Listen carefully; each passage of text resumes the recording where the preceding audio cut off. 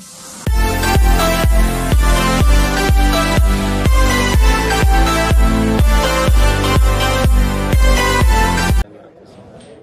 warahmatullahi wabarakatuh. Tonton Fahriza Nora Official. Subscribe, like, share, and comment. Assalamualaikum warahmatullahi wabarakatuh. Assalamualaikum warahmatullahi wabarakatuh. Kemudian kita melihat pendapat Imam Al-Ghazali rahimahullahu ta'ala, Hujjatul Islam. Kebanyakan mereka itu kembali takut. Mereka itu kepada takut akan jahat kesudahan mati, yakni kebanyakan orang tersebut di dalam fasal yang menyatakan kelakuan anbiya dan malaikat dan sahabat dan tabi'in, di dalam takut mereka itu akan jahat kesudahan mati. Imam Al-Ghazali mengatakan kebanyakan orang yang ingin kembali kepada Allah, yang ingin mempersiapkan diri untuk mati, yang ingin mempersiapkan diri untuk dicabut nyawa oleh malaikat Israel, tentu yang kita takutkan adalah su'il khatimah. Nya berangkat ya. Sebab apapun amal yang kita lakukan tidak akan ada jaminan untuk kita mendapatkan su'il khatimah. Ini yang perlu ditakutkan, kata Imam Al-Ghazali. Maka oleh karenanya Sahal radhiyallahu an berkata, ra'aitu ka'anni adkhaltul jannah fara'aitu sama salasami'atin nabi wa sittina nabiyyan fasa'altuhum ma akhufu ma kuntum takhafuna fid dunya qalu su'ul khatimah. Sahal berkata, aku lihat di dalam mimpiku seolah-olah aku dimasukkan ke dalam syurga. Maka aku lihat akan 300 nabi dan 60 nabi. Maka aku tanyai akan mereka itu, apa yang terlebih kamu takuti di dalam dunia itu? Maka kata mereka, yang kami terlebih takut di dalam dunia itu yaitu jahat kesudahan mati. Jadi di saat Sahal radhiyallahu an bermimpi, di dalam mimpinya dia dimasukkan ke dalam syurga. Ketika pertama Sahal ke dalam syurga, seolah-olah dalam mimpinya merumpa agaknya dengan ratusan para nabi. Kemudian di antara nabi-nabi tersebut didatangi oleh Sahal. Kemudian Sahal bertanya kepada nabi tersebut, wahai para nabi, engkau sekarang berada dalam syurga, apa yang engkau takutkan saat engkau dulu berada di dunia? Pu yang paling ya nehiron, wahai para nabi, yang paling engkau takutkan saat di dunia dulu? Para nabi menjawab, su'ul khatimah. Yang paling kami takutkan adalah mati dalam keadaan binasa atau celaka, atau dikenal dengan su'ul khatimah, bahasa katanya bro akhi. Han mutumung ucap la ilaha illallah, terkadang iman-iman pihana ketika tahu bahwa Allah. Ini hal yang sangat ditakutkan oleh anbiya, nabi yang mereka memang jaminan syurga terkadang. Akan tetapi mereka takut akan su'ul khatimah. Sehingga su'ul khatimah nabi ya ke lagi tanya harus lebih daripadanya. Maka Sahal radhiyallahu an juga berkata, bermula takut orang siddiqin, yaitu takut mereka itu daripada jahat kesudahan mati mereka itu, pada tiap-tiap cita-cita yang di dalam hati, tiap-tiap gerak pada zahir badan. Dan mereka itulah yang disifatkan oleh Allah dengan sifat mereka itu akan sifat takut kepada Allah, sebagaimana firman Allah Ta'ala, dan adalah hati mereka itu sangat takut akan Dia.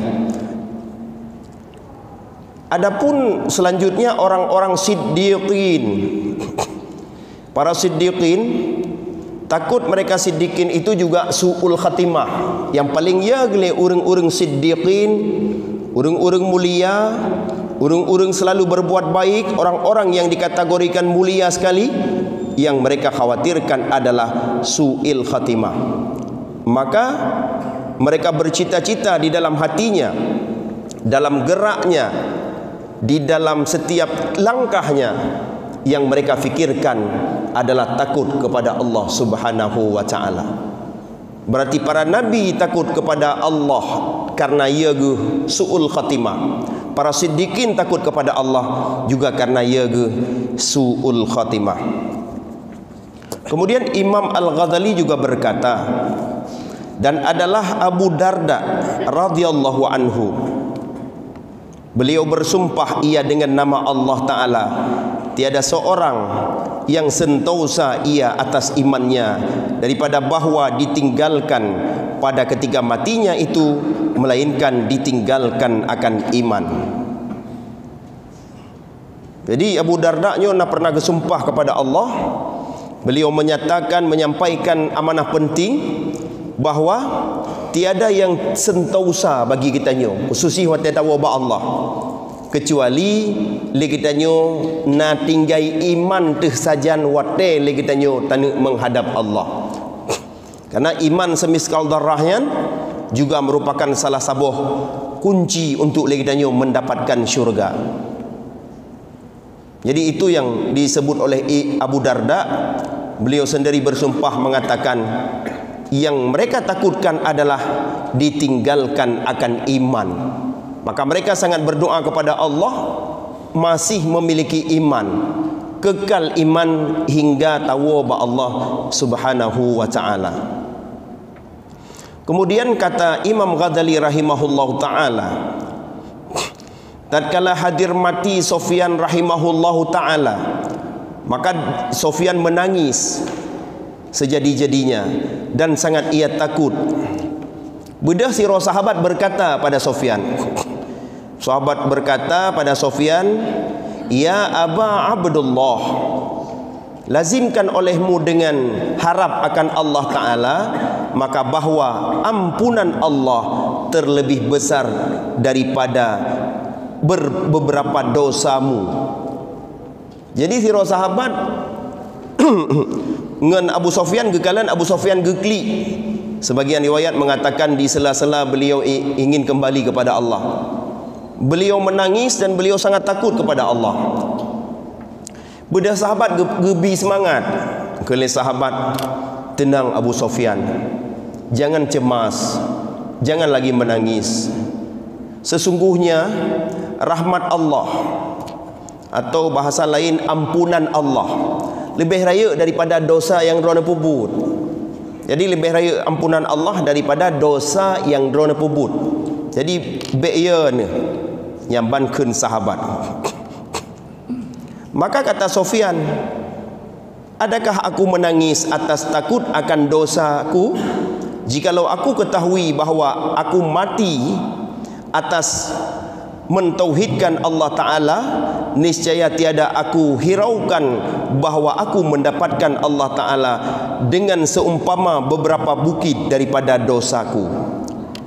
Kata Sufyan, aku nangis sekarang, saat ini aku menangis, bukan aku takut karena dosa yang aku perbuat kepada Allah, tapi aku nangis ini, aku takut seandainya Allah Subhanahu wa ta'ala tidak memberikan iman kepadaku, tidak menjadikan aku husnul khatimah.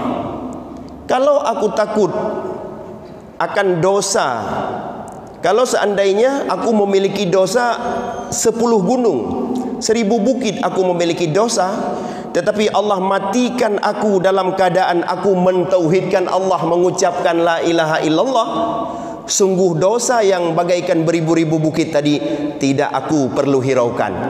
Hana perlaya lung ke masalah dosa lung yang cukup le sebesar gunung, sebesar bukit, selama aku masih bisa mati dalam mengatakan la ilaha illallah. Jadi Sufyan Suri memberikan nasihat penting kepada kita bahawa di dalam kehidupan ini bukan dosa yang kita takuti saja. Kenapa? Karena sesungguhnya yang paling kita takut adalah hilang iman. Maksud jipu be'ya ke dosa? Bukan. Maksudnya di dalam kita takut dosa tersebut, tentu yang kita harus takut kepada siapa kita berbuat dosa, Allah. Karena kita takut kepada Allah, tentu dosa akan kita taubat. Dari dosa tersebut kita akan bertaubat. Dan juga betul niat yang penting. Sebab ketika kita takut kepada Allah, Allah tidak memberikan keselamatan iman kepada kita di akhir hayat kita atau su'ul khatimah, maka yang lain juga akan Allah ampuni. Jadi jangan salah-salah target. Ada orang berfikir aku harus diampuni dosa. Dengan umrahku insya Allah diampuni dosa. Dengan sedekahku insya Allah diampuni dosa. Dengan berbuatan baikku insya Allah diampuni dosa. Tetapi yang harus ada dalam komitmen kita adalah, ya Allah, matikan aku di dalam mentauhidkan Allah. Allahumma khtim lana bi husnil khatimah. Jadi itu konsep yang harus kita jadikan di dalam pikiran kita, sehingga yang kita harapkan kepada Allah adalah mematikan kita dalam iman, terlebih dalam husnul khatimah. Baru kita akan melandasi diri kita dengan taubat, dengan taat, dan dengan ibadah lainnya. Dan hal ini pun bisa kita lihat di Sa'ar Rabiah Al-Adawiyah. Di sebelah kanannya memegang air, di sebelah kirinya memegang api. Sehingga ada sahabat yang bertanya kepada beliau, apa yang engkau lakukan? Engkau memang orang taat kepada Allah.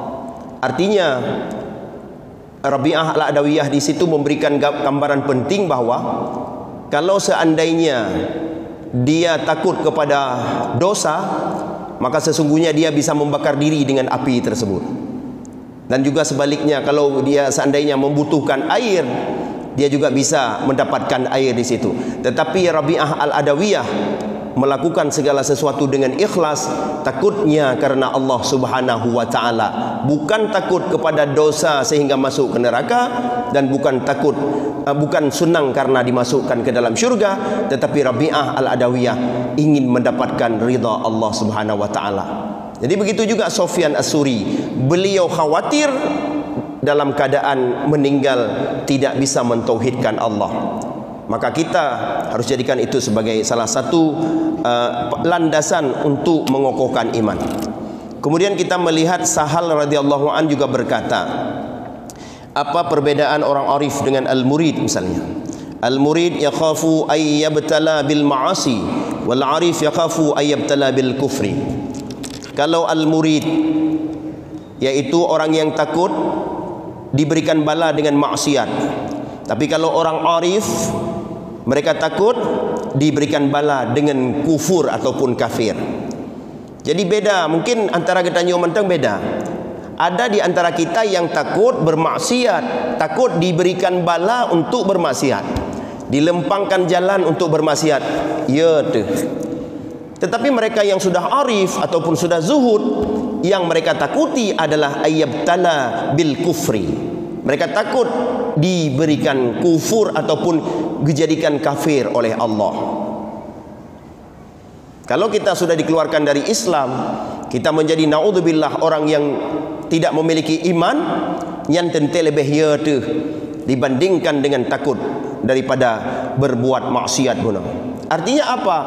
Landasan kembali takut berbuat maksiat harus tapi landasan yang utama, yaitu takut kita daripada menjadi kafir ataupun su'ul khatimah.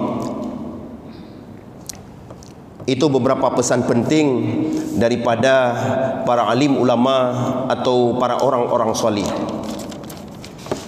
Berikutnya disebut oleh dalam sabda Nabi sallallahu alaihi wasallam yang artinya, hai segala hawarin, adalah kamu takut akan segala maksiat, dan adalah kami sekalian anbiya takut akan kufur. Ya pesan Nabi. Bahkan warga pegah li Nabi kepada getanya urang-urang yang biasa, urang-urang yang awam. Kita takut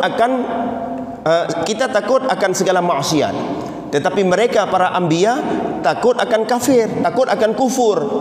Mereka takut seandainya mereka kufur kepada Allah. Getanya mungkin pada tahap yang mantang rendah, mantang takut getanya kepada maksiat. Pakan hana ka cemecu nyan maksiat ya lu. pakan hana ken kegop, itu maksiat. Kenapa engkau tidak mencaci, itu maksiat. Tetapi para nabi bukan cuma tingkat itu. Mereka sudah takut kepada Allah, andai mereka dijadikan sebagai orang-orang yang kufur kepada Allah. Sehingga lain doa, lain doa ketika kita sudah ingin mendapatkan husnul khatimah, maka doa kita sudah tingkat pada husnul khatimah, dan juga hal yang di bawah itu akan melandasi kita kepada hal-hal yaitu, ya Allah, lindungi kami dari kekufuran, lindungi kami dari su'ul khatimah. Kemudian Imam Al-Ghazali juga berpesan, apabila adalah takut orang yang arifin serta tetap segala kaki mereka itu di dalam agama, dan serta kuat iman mereka itu, padahal saat takut mereka itu daripada jahat kesudahan mati itu, maka betapa tiada takut orang dhaif agama dan yang dhaif imannya. Dan menyebutkan Imam Al-Ghazali rahimahullah ta'ala di dalam Ihya Ulumuddin akan beberapa sebab yang membawa kepada jahat kesudahan itu, kesudahan mati itu. Dan seyogianya bagi orang yang berkehendak kemenangan di dalam akhirat itu memelihara akan segala hal itu. Imam Al-Ghazali di dalam kitab Ihya Ulumuddin naga sebut pada hal yang membuat kita kesudahan akhir yang jahat, atau jahat kesudahan akhir, atau su'ul khatimah. Yang kedua yang kita coba hindari lemnya untuk merupakan husnul khatimah, ada triknya yang kembali kita kat tamlake Allah bersanggup terlaksanakan untuk menghindari su'ul khatimah ile yang akan tabahas ini. Apa-apa saja kiat-kiat yang dapat membawaki husnul khatimah, dan itu betul-betul perlu tahindari agar baik merompak su'ul khatimah. Nah, pegah li Imam Al-Ghazali setengahnya itu kembali kepada i'tikad. Mungkin sering nebut tauhid bersama Tunku Husni dan guru-guru yang lain. Setengahnya itu masalah i'tikad, keyakinan. Jadi lebih seperdua pada keyakinan, seperdua lagi pada amalan amaliyah. Maka keyakinan paperle yang kenyo le uring kosong dumba keyakinan. Kita contoh syak ia setengah daripada sifat yang sebut bagi Allah Subhanahu wa taala. Lagi contoh kita yakin Allah bersifat qudrah, Allah bersifat qadirun, Allah bersifat muridun, Allah bersifat alimun. Nah, di antara kita yang ragu akan sifat-sifat Allah yang lainnya, seolah-olah hana sifat-Nya Allah.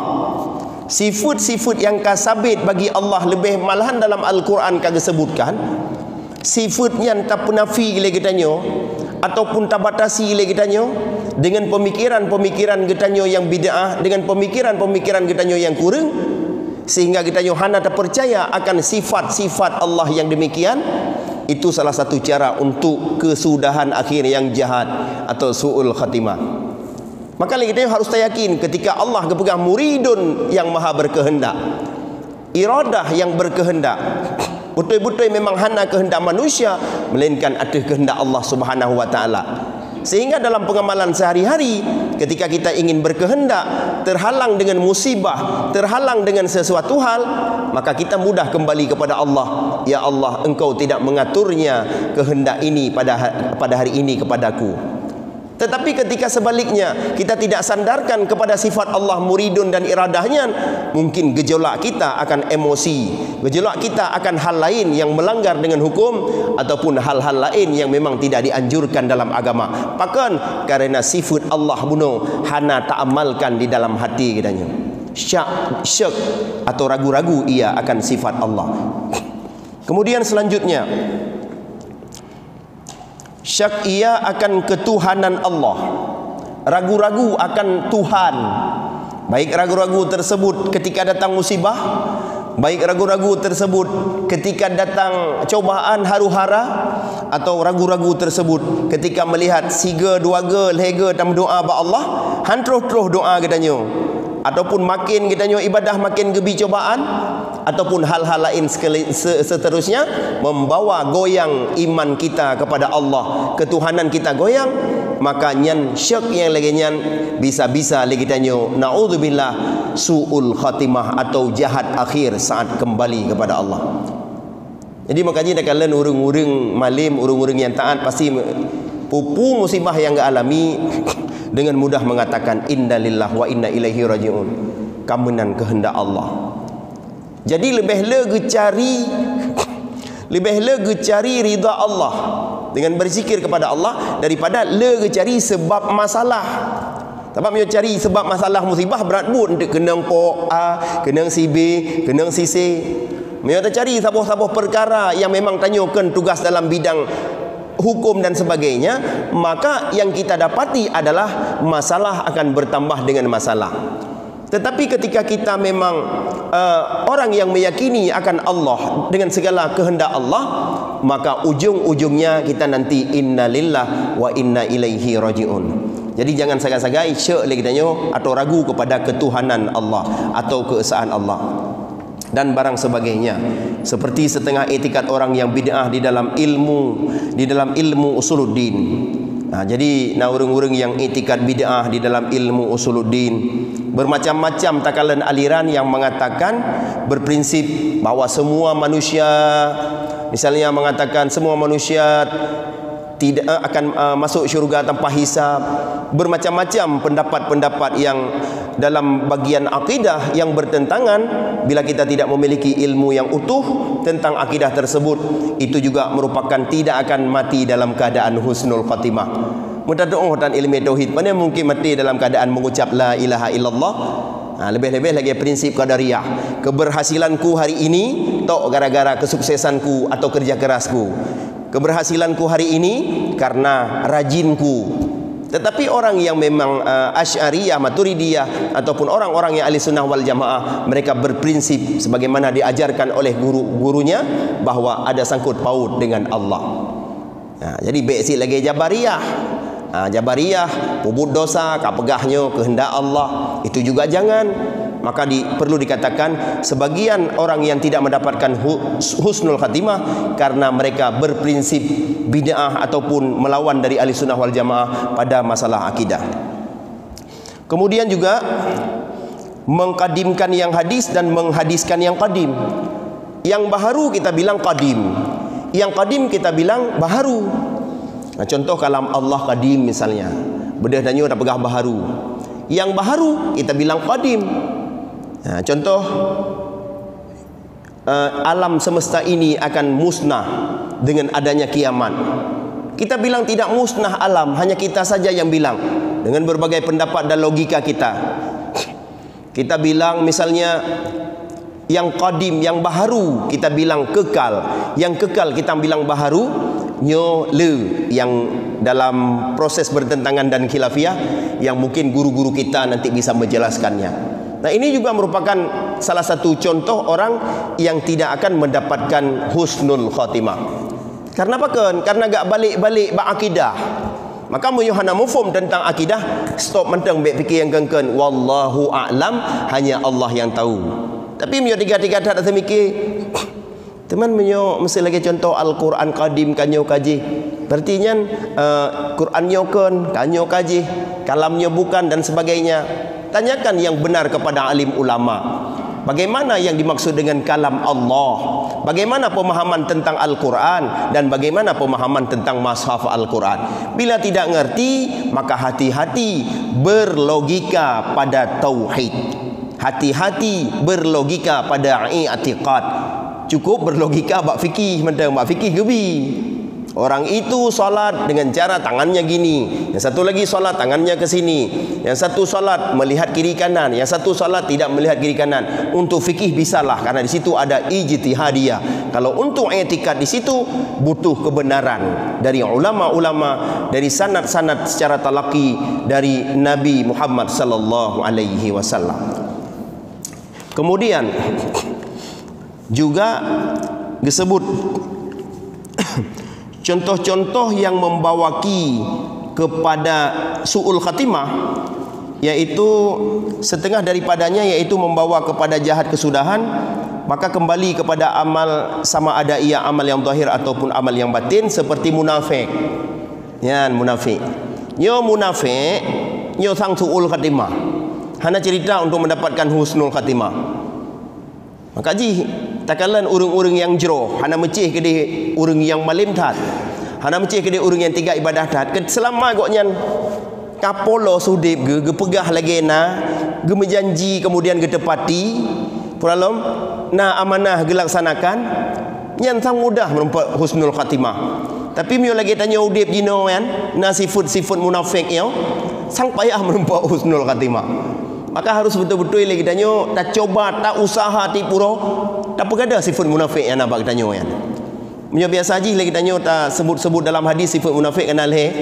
Yang kebetulan dalam kitabnya nagu urai menjadi 4 ciri-ciri munafik, walaupun sudah kita ketahui, tetapi ini harus kita camkan. Sejauh mana kita telah berusaha hari demi hari untuk tidak munafik. Yang tanya yang dia jawab masing-masing. Contoh macam yang pertama,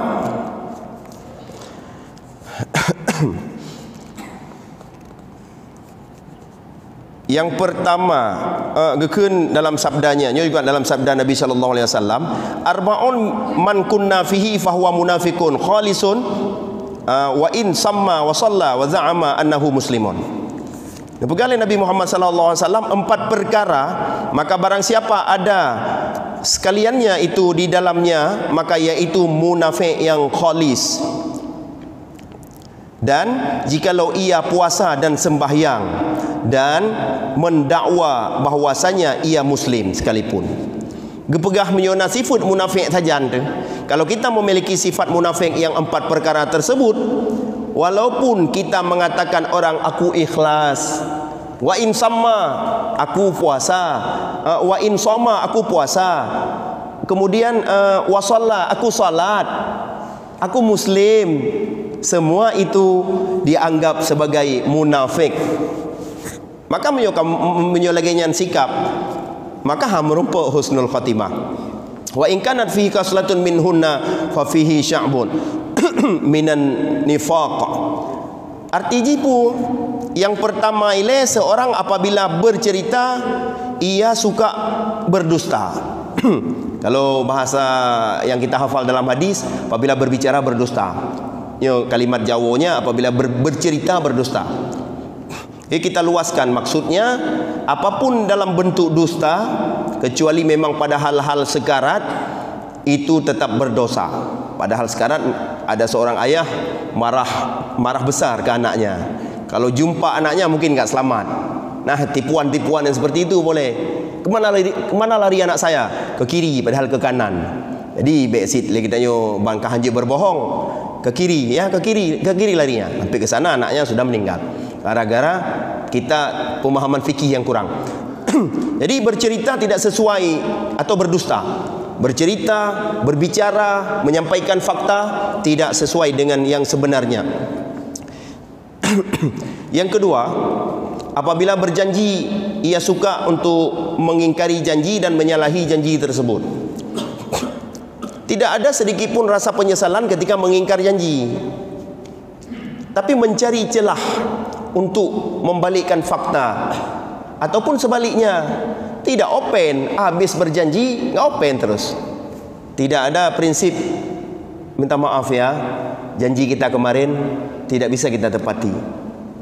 Yang so yang menjanji janji mungkin kan kalau so yang beliau menjanji, masing-masing mereka itu harus tepati. Maka baiklah dapat khabar, maka cukup ya tu lada murung 3 ibadah, tetapi karena janji hentam pernah ketepati yang bahaya. Itu berjenjang dia, baik jenjang pejabat, baik jenjang jenjang pendidik, atau jenjang di siswa atau jenjang mahasiswa, semua memiliki janji-janji yang dilanggar. Saya melihat di beberapa pesantren ada baiat di saat wisuda. Dengan nama Allah, saya bersumpah untuk selalu menjaga syariat Allah, padahal tamat pesantren celana pendek. Dengan nama Allah tersebut dah melanggar janji. Mahasiswa wisuda kedokteran, kemudian pejabat dengan nama Allah, kemudian bidang ini terus PPS mungkin dengan nama Allah, Panwaslu dan sebagainya, Bawaslu, mak semua Nah, kalau memang ada orang jujur di situ yang tidak mengkhianati janjinya, sesuai dengan janjinya baik kepada Allah atau janji sesama manusia, maka dia akan mendapatkan husnul khatimah. Tetapi bila sedikit jabatan, BO jabatan hanya untuk kemewahan dunia, mereka melupakan janjinya termasuk wallah, maka tidak akan mendapatkan husnul khatimah yang merumpaknya berakhir. Yang kedua, yang ketiga, apabila dipercaya khianat. Nah, kau dipercaya, kau lagi khianat. Ya, kembali. Cara khianat gila. Cara khianat kita banyak macam. Cara khianat kan sakiti orang, tidak sesuai dengan apa yang diembankan amanah kepada dia. Yang cara khianat. Ibu-ibu ketika mendapatkan PNS, ya, di rumah kerja mati-matian, sampai ke kantor santai-santai, melanggar amanahnya. Salah yang betul kerja habis-habisan di kantor, di rumah santai-santai. Kenapa? Di rumah misalnya tidak ada kewajiban yang secara wajib, secara umum. Di kantor kewajiban dengan negara. Ambil gaji kita, kecuali bisa bilang, hari ini aku kerja setengah hari, maka tolong potong gajiku 50%. Itu mantap. Kemarin aku tidak masuk 2 hari, tolong potong gajiku, aku kembalikan ke kas negara 50%. Atau 2 hari aku kembalikan ke kas negara. Mantap. Bapak-bapak juga demikian. Kerja mati-matian kalau ada usahanya yang pribadi. Kerja mati-matian kalau ada tokonya yang pribadi. Adapun kerja yang bersifat dengan pemerintah, dengan jabatan-jabatan masing-masing yang telah dibaiat dan sebagainya, selu-selu saja, santai-santai saja. Bila santai tetapi semua tupoksinya berjalan, alhamdulillah. Bila tidak, termasuk munafik, orang yang mengkhianati rakyat. Sudah dijelaskan oleh guru-guru kita bahwa salat duha bukan pada waktunya saja, sedang bekerja salat duha pun itu tidak baik. Kenapa? Kewajiban kita melayani masyarakat misalnya, bagi mereka yang melayani masyarakat. Jadi kalau ibadah sunatnya bisa di saat istirahat atau di saat malam hari, di saat kita tidak ada ikatan dinas yang merupakan kewajiban. Kemudian yang keempat, yang terakhir, apabila dipercaya, yang terakhir adalah berbantah sangat ia menyakiti akan dia, dan yang demikian itu jadi berdosa dan jadi fasik. Dan pada satu lafaz riwayat yang lain, apabila ia berjanji, niscaya menipukan orang yang diperjanji tersebut. Nah, ada salah satu lafal kitab, lafal hadis yang keempat yang merupakan ciri munafik adalah berbantah ia atau berbantah sangat atau menyakiti akan dia, menyakiti ia akan orang lain. Artinya apa? Salah satu ciri munafik ketika terjadi perdakwaan, kita sampai mendalimi orang lain. Nah, contohnya berkelahi ia akan seorang, maka sangatlah ia mendalimkan akan orang tersebut. Nah, contoh saat kita menghukum seseorang, kemudian membantah seseorang dengan kata yang keras, kemudian berkelahi dengan seseorang, bahkan mendalimi seseorang, ini merupakan satu riwayat termasuk juga pada munafik. Mana maksudnya? Ya, memang dalam sebagian riwayat ketika terjadi perdakwaan antara kita dengan orang lain, misalnya di pinggir jalan, igop kerusu, tanya kerusu lah, igop berat kerusu, tanya lebih besar suara kita. Ketika terjadi perdakwaan di antara masalah apapun lah, masalah tanah, masalah keluarga, masalah warisan, masalah sengketa dan sebagainya, saling meninggikan suara, berkelahi, mendalimi orang lain, sebagian pendapat juga dimasukkan ke dalam munafik. Walaupun sebagian riwayat mengatakan masuk di dalam mengkhianati amanah-amanah. Jadi intinya apa? Yang paling harus kita garis bawahi, bila kita ingin mendapatkan husnul khatimah, sifat munafik tabah, i'tikad bekeng, baik goyang i'tikad kepada Allah, juga itu hal-hal yang harus kita hindari untuk menghindari su'ul khatimah. Sedangkan untuk hal-hal lain yang bersifat husnul khatimah mungkin letat cerita oleh guru-guru katanya di dalam penjelasan pengajian ataupun di dalam penjelasan khatib, yang intinya semua amal ibadah yang kita lakukan itu sudah bersifat mencari husnul khatimah. Walaupun memang amalan-amalan sunat seperti solat sunat ba'diyah maghrib dengan amalan khusus dengan memperbanyak surat Al-Ikhlas dan juga dengan membaca surat An-Nas dan sebagainya, itu amalan-amalan disebut dengan solat hifdil iman, solat pelihara iman. Itu harus kita kaji bersama guru-guru kita secara umum sehingga baru bisa kita laksanakan. Hanatrib 2 rakaat sembahyang sunat hifdil iman, pelihara iman. Cuma tak niat je sembahyang sunat sid. Cuma surah Al-Ikhlas je le dah baca. Yang tersebut juga dalam kitabnya mungkin pada halaman-halaman yang lain, iaitu halaman 50 sah. Jadi insya-Allah mungkin guru-guru kita yang lain pun akan membahas. Intinya yang wajib kita laksanakan sempurna, baru kita tambah dengan sunat. Takut tu le sembahyang sunatnya mu sombong dia hilang insya-Allah husnul khatimah. Karena le maghrib tapi aku sembahyang hifdil iman. Yang bahaya sid, baik terus hilang kenan dah yo. Ibadah-ibadah yang biasa mendadak kokoh, insya-Allah kita akan husnul khatimah, dan dalam lagi Allah kita husnul khatimah. Amin ya rabbal alamin. Eno mentang yang dapat ulun tuan sampaikan, lebih dan kurang ulun tuan laki maaf. Billahi taufik wal hidayah. Assalamualaikum warahmatullahi wabarakatuh.